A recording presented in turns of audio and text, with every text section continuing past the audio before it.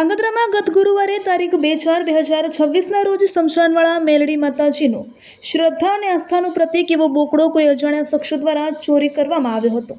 આ ઘટનાને પગલે માઈ ભક્તોમાં ભારે રોષ અને ચિંતાની લાગણી વ્યાપી ગઈ હતી। પરંતુ કહેવાય છે ને કે માતાજીના દ્વારેથી કોઈ ખાલી હાથે જતું નથી અને અનીતિ લાંબો સમય ટકતી નથી। માતાજીના પરચા સમાન આ બોકડો છેક નડિયાદના કતલખાને પહોંચી ગયો હોવા છતાં માતાજીની અસીમ કૃપાથી ત્યાંથી બુધવારે તારીખ 8/4/2026ના રોજ હેમખેમ પરત લાવવામાં આવ્યો હતો। મૃત્યુના મુખમાંથી માતાજીના અબોલ જીવનો આ રીતે છુટકારો થવો તેને ભક્તો માતાજીનો સાક્ષાત્કાર માની રહ્યા છે।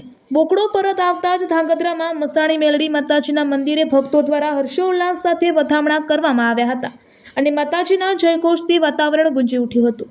આ ઘટનાને ફરી એકવાર સાબિત કર્યું છે કે શ્રદ્ધામાં અપાર શક્તિ રહેલી છે।